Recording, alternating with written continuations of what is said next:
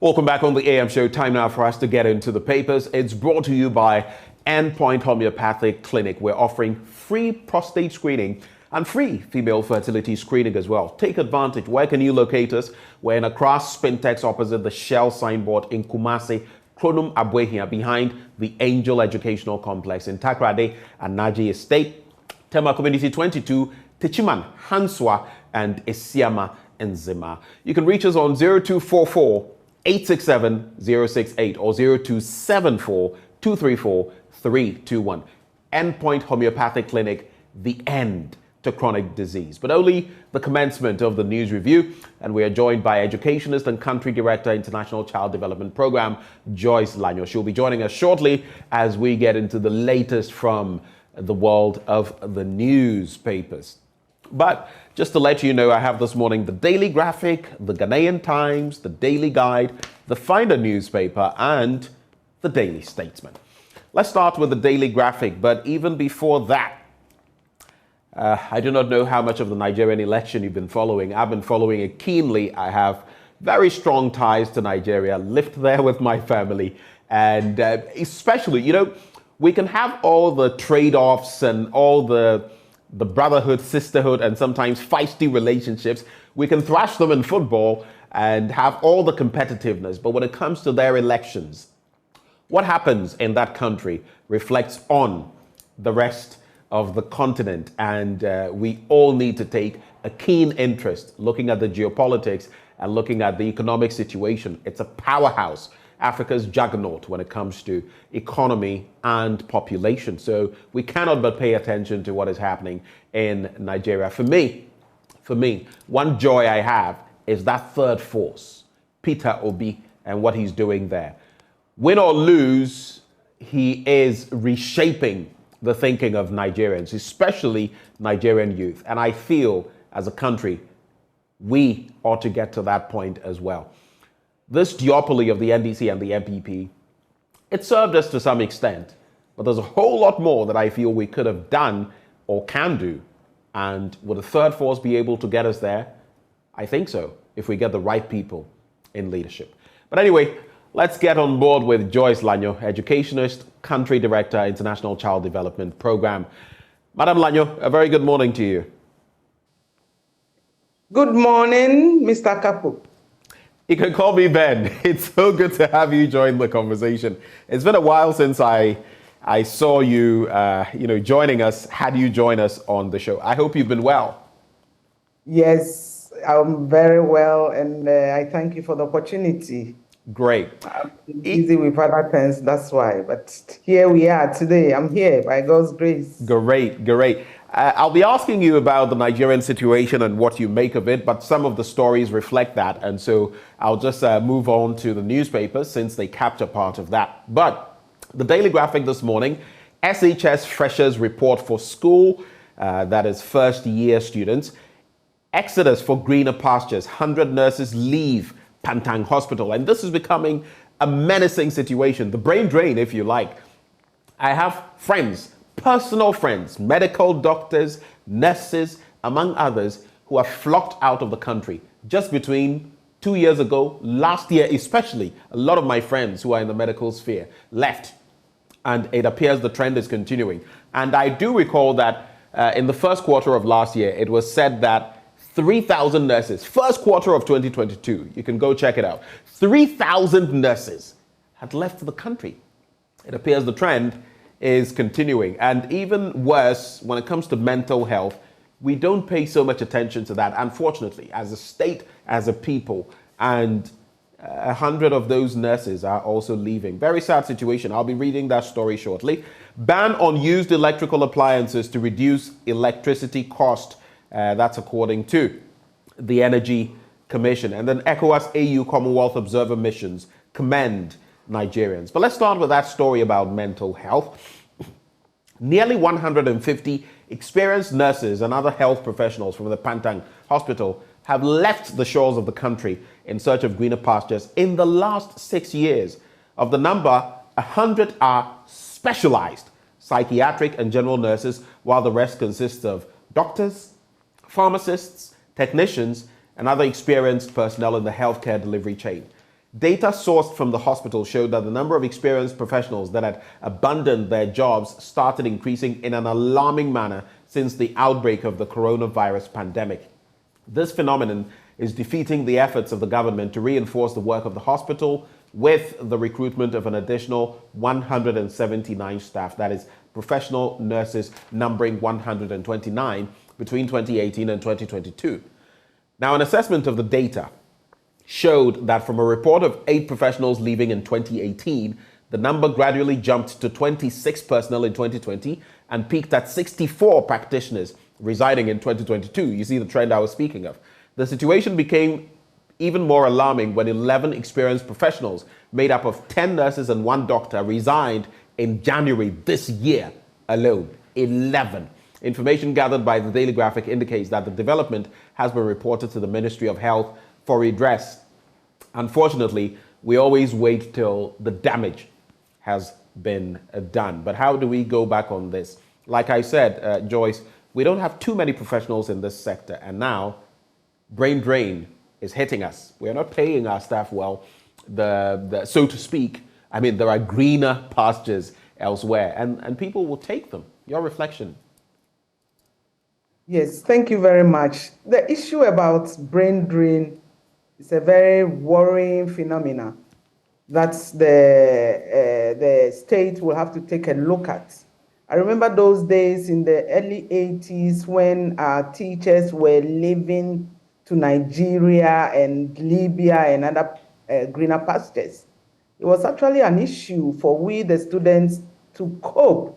So sixth formers and other people had to come in to support. I remember very well we were shuttling from one extra class to another just to make up for whatever we are losing in terms of the inavailability of teachers. I mean, when the country spends resources to train these persons and they come out, we should look at them and take good care of them. Otherwise, with the current economic situation, where our resources do not add up to whatever we want to achieve, they will definitely be looking elsewhere. And it's sad that especially within our health sector, our nurses are leaving us because they've found a location where the payments and the rewards are much more attractive, and that's where they choose to go. So I will plead with our authorities to look at this skilled labor very well, because it's very hard to come by. And here you are talking about experienced health care officials. So they have been on the job for over a period. They've gained a lot of skills and knowledge, and rather channeling it to help us, they are leaving. So it's time now to look at them and then seek whatever it is that they are looking for. And if not meeting them 100%, meet them halfway. Because home sweet home. You know, if you travel, it's not the same. But when you are home, you are comfortable, you are able to take care of all your needs, your family, then you can give off your best. But in the case where you are not financially okay, you will have to look elsewhere to look for extra resources to add up to whatever expenditure you have. I mean, anybody at all would start thinking twice and say, look, it's better I go somewhere else where I'll have all what it takes to help me do my job and then receive the reward that I deserve. So we have to take a look again at the reward system for our nurses, our doctors, our paramedics, and then profess something that will make them feel comfortable. I remember during the COVID time, nurses were promised some allowances, and it turned out that they did not receive it, so they had to issue statements to call the government's attention to all these promises they made to them.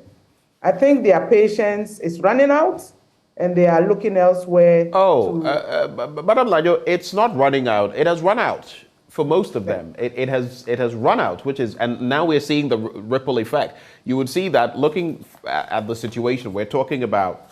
If you just look at what the story says, 2018, you had, what, 8 people leaving, and then it jumped to 26. Now we're talking 64. And how many of these medical practitioners do we have? What is the gap in terms of what the UN requirements are, or the global standards are, and what we have here in terms of doctors? For example, there's a paucity of doctors. Then the nurses, at least that is much better in terms of the ratio. But if we lose them in droves like we are now, there can be only one result. And for me, what is even more worrisome is the fact that no country develops without the human resource. We need the human resource. And here, we just get the human resource ready every time, and then other entities come and pick them. I keep saying Japan now has a very aged population. They're looking for young people. I have a friend who has lived in Japan for a long time. I have friends in Japan, Canada, Australia. And you know, when you speak to young people, a lot of them just keep telling you, I just want that opportunity. I'll be out of here. Some of my medical friends who were speaking to me just about a year and a half, 2 ago, saying they will go, I actually thought they were joking, because we were all saying, look, we have to be in Ghana and serve. Guess what? They've left. These are people who are committed to the brand Ghana, but they will also tell you, in this country, if you don't do something for yourself, no one will celebrate you. So let's go and make some money and come back into the country. And just before you conclude on that, I find it interesting. My own father, and this is how I even ended up in Nigeria, part of my childhood in Nigeria. He was an architect and civil engineer. His work took him round. So you can call it a bit of brain drain, because we were traveling to different countries in Africa and beyond. But that was the 80s, late 70s, early 80s. I am thinking, in this Fourth Republic, I studied JSS. I was reading about brain drain and all of that. Still, 30 years plus on, we're still talking about brain drain. We're definitely not getting something right. Definitely not. Yeah, I agree with you, definitely. I mean, people will leave because of certain conditions, and especially economic conditions. After receiving all the training and the skills, you go to your workplace, you don't even get the resources to work with, let alone the reward that you deserve. So it's very unfortunate. And you know, these are skilled nurses and the paramedics, doctors who are leaving the country. When they go out there, they perform in an outstanding way. And wherever they are, they just don't want to leave them alone. So they motivate them, they give them what it takes, accommodation and everything, allowances, and they are cool. So it's high time we start looking at the provisions in terms of the conditions of service of this, our paramedics, nurses, doctors, so that they become comfortable and do ply their trade in a much more comfortable and happy manner, rather than always going to job and you are not happy. You are thinking of the next day's meal, how to pay the child's fees and other services that you need to render to make life very uncomfortable, comfortable for you. So it's high time we start looking at all the processes to motivate these, our experienced, skilled labor that are living, to try and stay and help the country, contribute their quota after the government or people have also used their taxpayers' money to support them. So we really, really have to do something drastic about it. Otherwise, in the next 5 years, we will be left with no skilled nurse or doctor to take care of us. And all of us will stand at risk. You might say today you are okay, but tomorrow you will be a victim at a hospital where there is no qualified medical personnel to take care of. And I'll just say this in passing. Sometimes politicians or the powers that be feel, oh, I mean, it will not happen to us. We can fly outside of the country. I'll not mention names. We've seen very prominent people at the very top of leadership in this country who have passed, unfortunately, because in some instances, they couldn't get medical assistance quickly. I can count on my fingers at least 4 or 5 people that come to mind.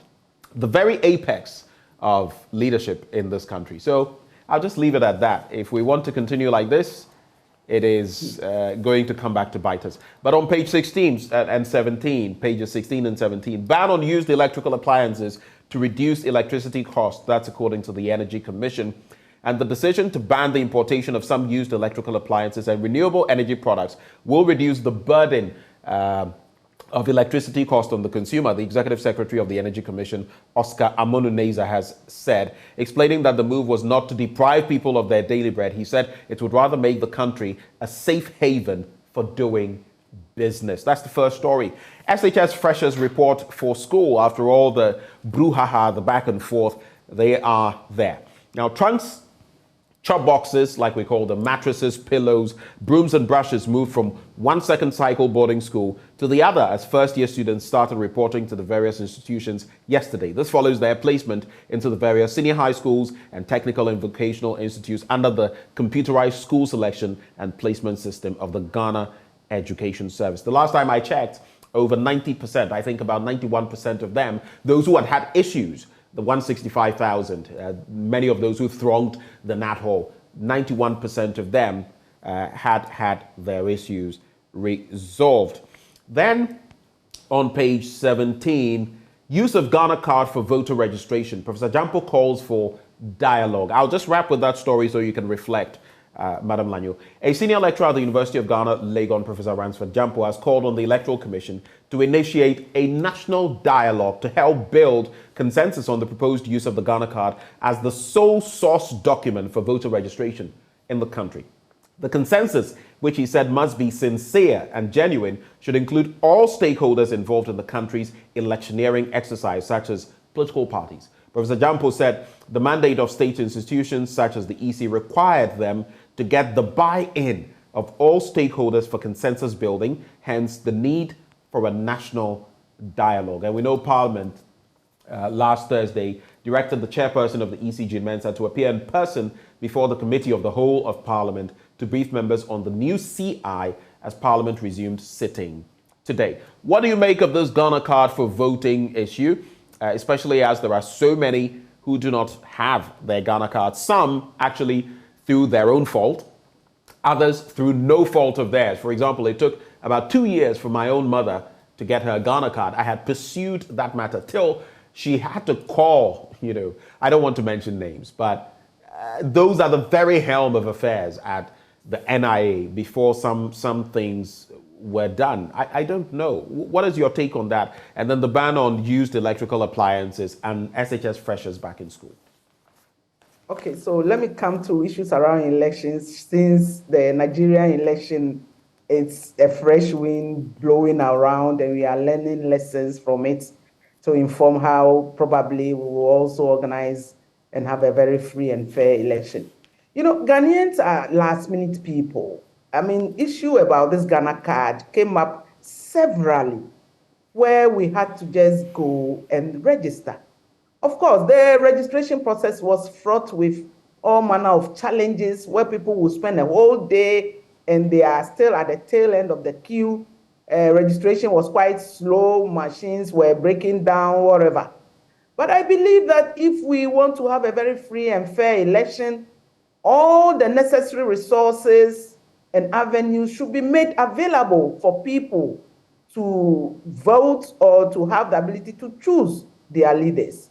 But where we have one single card to be used as, the means to get your vote through, I think something should be done about it. There are a lot of key stakeholders that are available to discuss. The former Electoral Commissioner, Mr. Ferijan, I can mention David Kanga and other. And he has shared his concerns about, making the Ghana card the sole document for registration. He has shared his concerns at a point.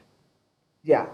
So you can imagine that all these people are being, even the populists themselves, we have to make an input because in a democratic process, there should be dialogue, there should be consensus building where we share our thoughts.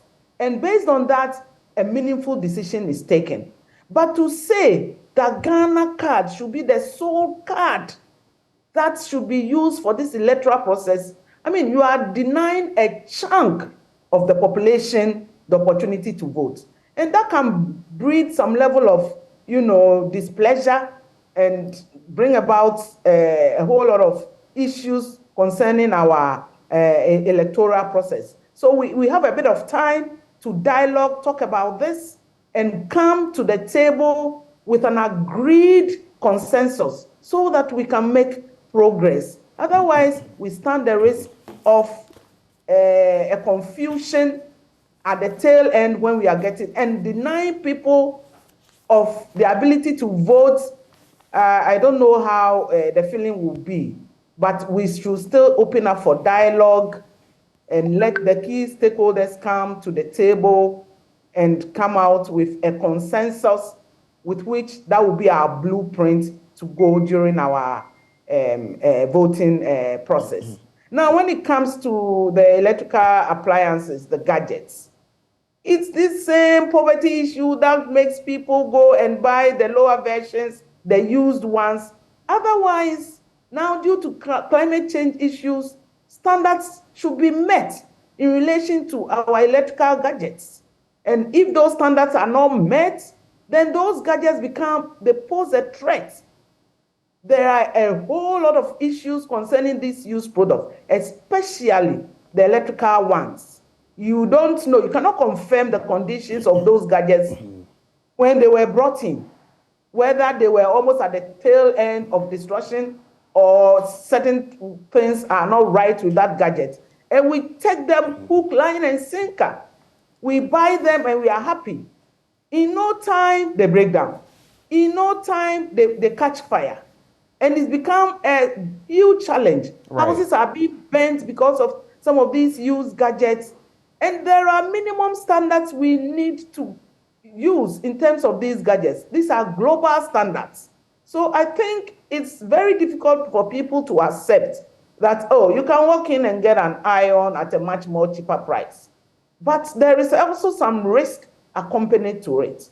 And that the country itself is not abiding by these standards for which electrical gadgets should be used. So I think it's in right place. But the Ghanaian populace and how we are, even clothing, even undergarments, we buy used ones, which are all risk, but we take them for granted. So I think it's in right place to select electrical gadgets that can pose a threat to our livelihoods so that we will all meet the global standards in terms of these electrical appliances. And that will cost us less. Okay. Because we will be paying extra monies and repurchasing once they break down, or else maybe one good one meeting the national or international standards will travel with you over a period of time. So it's also helping us to save the little resource that we have. Let's you have a final reflection briefly on that. I was going to talk about the free SHS and how parents are running skelter. With certain things, I find it very worrying. Now, with globalization and learnings from other places, the issue about sending brooms and whatever is a thing of the past. Carrying chopbuses, we were carrying chopbuses those times. And we are after 30 years, we are still carrying chopbuses on our heads to school. Something should be done about it to lessen the burden of parents, getting their children into these institutions to get whatever the children will need to be able to settle in terms of their studies, so that they settle in a much more comfortable manner, rather than carrying chopbuses, trunks, brooms, cutlasses. I mean, let's come into terms with realities in terms of what is happening all around us and change our strategies a bit to comfort. If we say we are going with the free SHS, some of these things should just be put at the back bencher and rather create the avenue for children to settle in and get themselves ready for the teaching and learning process. Let's wrap with a bit of news from Nigeria. And I wholly agree with you. If so many decades ago, once something was being done, and even my time, similar situation, and still it's being done, this country is just a pointer to the fact that we're not really making tracks. We're marking time. We're not making tracks. We're marking time. That's it. But on page 20, so 3 observer missions have commended Nigerians for the enthusiasm with which they approached the elections and urged them to remain calm and respect the outcome of the polls as announced by the Independent National Electoral Commission. They called on aggrieved parties to use legal channels to resolve any electoral dispute. The 3 observer teams are the Economic Community of West African States, led by former President of Sierra Leone, Ernest Bai Koroma, and deputized by Baba Kamara, a former National Security Advisor of Ghana, the African Union, led by the former President of Kenya, Uhuru Kenyatta, and the Commonwealth, led by former President Thabo Mbeki of South Africa. Now, addressing the media, I just want to skip some portions. They expressed grave concern about the delay in collating electoral results by the INEC, which they said was likely to heighten tension and anxiety among Nigerians. Mention is also made of the fact that voting started very late in certain areas. Now, the group said a series of meetings was held by the missions with the INEC on arrival in Nigeria to ensure a free, fair, and transparent election to consolidate the democratic gains made by Nigeria since the end of military rule in 1999. I mean, we're talking about the positives, but there are negatives as well to this entire enterprise. At a point, the Labour Party's Peter Obi came out to, speak to some of these. And now we're hearing that I don't want to say, they have a different term, not biometric, but basically the electronic system that was supposed to enhance the electoral process in some places was ditched and they went manual again. And some people are suspecting foul play. I don't know what it is, but African elections are always mired by this or that. Look at we ourselves and our own problems. Just very briefly on this, we've already spoken about it, so some 30 seconds if you can. Yeah, thank you very much. I mean, there was a mutual agreement between the political parties concerning how they were going to run the elections. So this electronic transmission was part of the agreements they arrived at. Now we are in a case where they have abandoned the electronic transmissions, and then they are using manual. And that's where they are shouting wolf, because then they've diverted from the initial mutual agreement they had in terms of the transmission of the results. And these things breed disagreements, mistrust, and the thinking that one party is trying to subvert the results or the will of the people. And that's why you have people, Obasanjo has spoken, has written seriously against some of these things, right, to the extent that the election should be annulled in some of the states. It's rather unfortunate, but we should go with the talk. When you say A, it should be A and not A, and then it turns out to be B, C. If you ask my view, this is what I think. Ben. The Ghanaian Times newspaper now, Asante Hene warns chiefs, stop double land sales or incur my wrath. But will it work even when he says it? There's also payment for coupons, principles of matured old bonds to begin March 13. That's according to the Finance Ministry. Yesterday, we saw another, I don't know whether to call it a picketing spree, as they went there, sat there for hours, finally had an interaction, and this new date was communicated. When in fact, they should have been paid sometime last month, I think on the 21st or something like that. I'll bring you details of that story. Neutral mediation process key to ending Boko crisis. That's according to Austin Game. And $8.5 million needed to host African Para Games in Accra, the Para. Okay, so, and then there's 29 Galamseyers arrested in Kwaibibrim. Let me just bring you some details of those stories, all of them together for your reflection. Ghana National Association of Small-Scale Miners Task Force has arrested 29 illegal miners operating in the Kwaibibrim municipality of the Eastern Region. The illegal miners, popularly known as Galamseyers, who were grabbed in a swoop at 3 separate sites at Achim Pramkese and Achim Abodom, had destroyed areas of cocoa and palm plantations. Already done. The destruction is done. When the task force went to the mining sites, the Galamseyers had diverted the course, and this is always what they do. That is the flow of the Birim River, and were mining in it. Others who were grabbed were initially kept at the Pramkese police station, but later transferred to the Kibi Divisional Police Command, where they will be processed for court. Processed for court. I'm hoping that processed for court means processed for court, and we'll get to know what hefty sentences have been handed down to them, and we'll get to know which prisons they are going to be in and all of that, if found culpable, of course. But anyway, sometimes I think I get too passionate about Ghana when our leaders themselves maybe may not be that passionate. Page 12.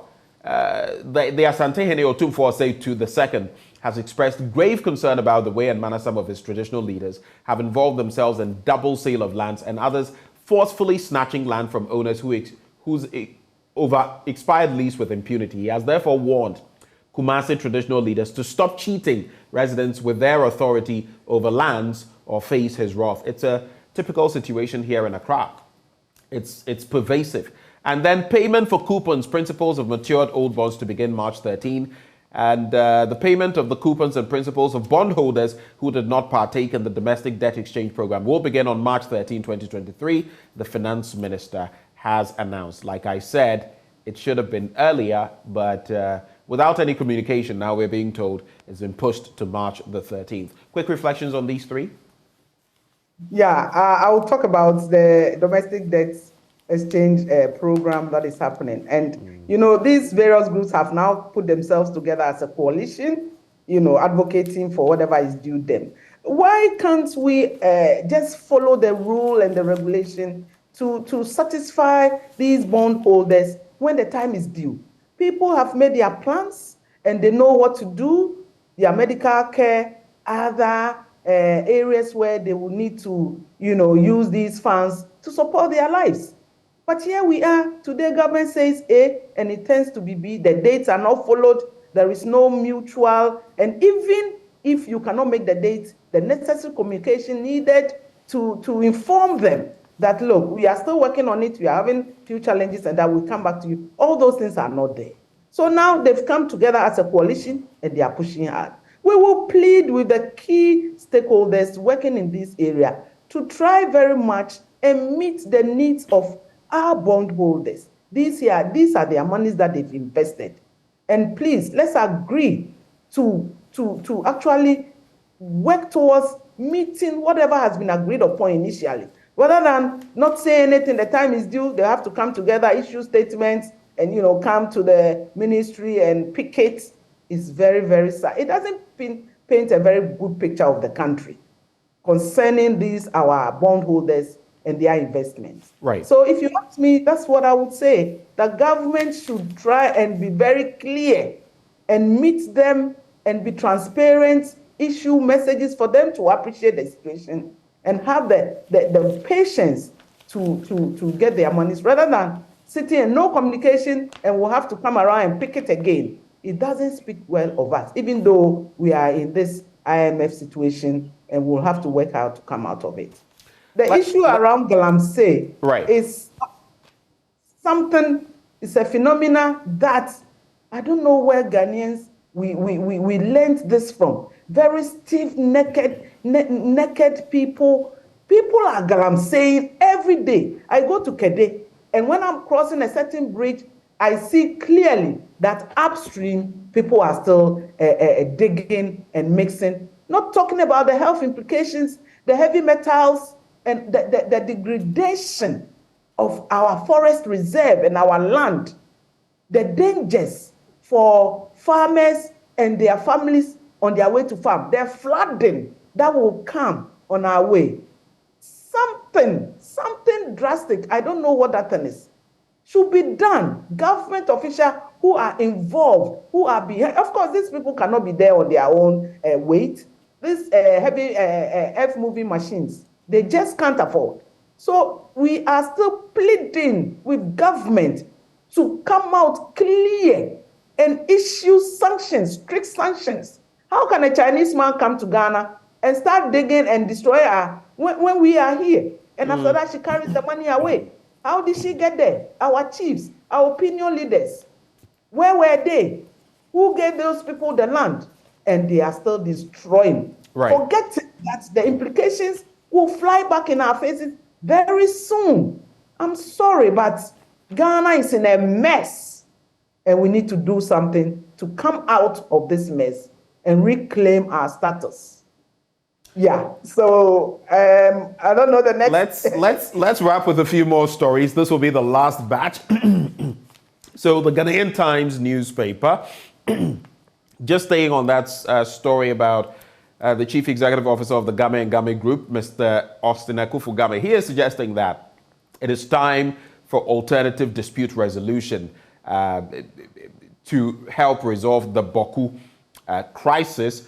And he is saying the persistent and tireless efforts of the state in getting the various security agencies, the National Peace Council, the law courts, and the people of Boku and its environs to resolve the conflict without success needed a non-partisan and neutral mediation process to engage the feuding factions. There's also the Daily Guide newspaper. My life in danger, NDC chair cries. And the Greater Accra Regional Chairman of the NDC, Ni Ashimore, whose office was burgled on the dawn of yesterday, has requested 24-hour police protection, claiming that his life is in danger. According to him, the raid on Monday at his First Junction office in Tishi and Accra suburb by unknown persons is the third in a series of attacks and attempts on his life, indicating that he has known no peace since becoming the party's Greater Accra Regional Chairman. There have been stories about him and stories with his party as well. The final newspaper, NIA owes creditors $117 million. $65 million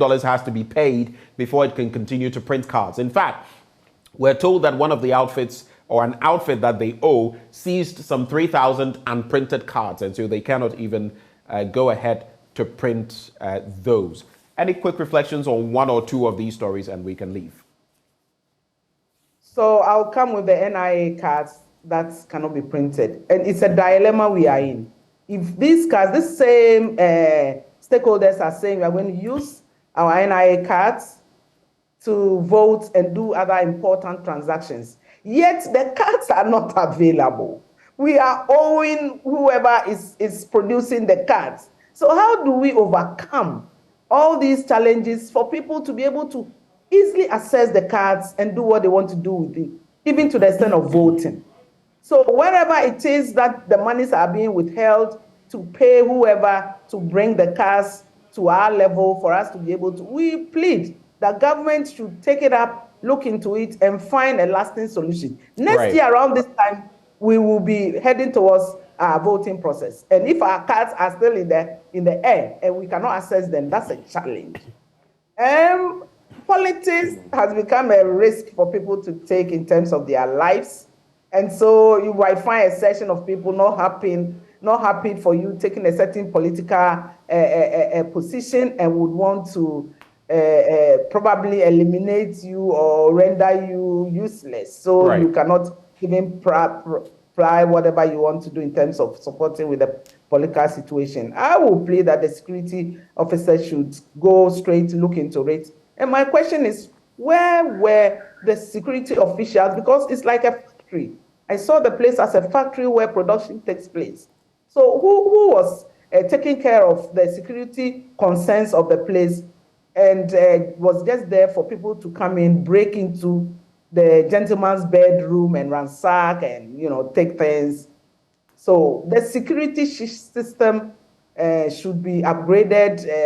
I believe the police are capable of looking into the matter and bringing the perpetrators to book. And we should always be conscious to be sure that we are safe in whatever we are doing, especially in certain unique positions where people would want to run you down or eliminate you for them to achieve their personal gains. It's rather unfortunate that Ashimore went through this very difficult situation, but then the security officers and the officials, the police, should really come to our aid, look into the matter, and the perpetrators brought to book. Right. In future circumstances like that. Thank you so much, Joyce Lanyo. Thank you so much for joining us this morning. We're grateful that you took the time. She's an educationist, and she's the Country Director, International Child Development Program. She joined us for the news review. Right before we go into sports, Dramado Selom Draman. I don't know whether you're still president of the Ghana Unemployed Graduates Network, but a very passionate Ghanaian. I hear today is your birthday. Happy birthday to you, and God keep blessing and uplifting you. Of course, the news review was brought to you by Endpoint Homeopathic Clinic. But up next, we have sports right here on the AM show. Do stay.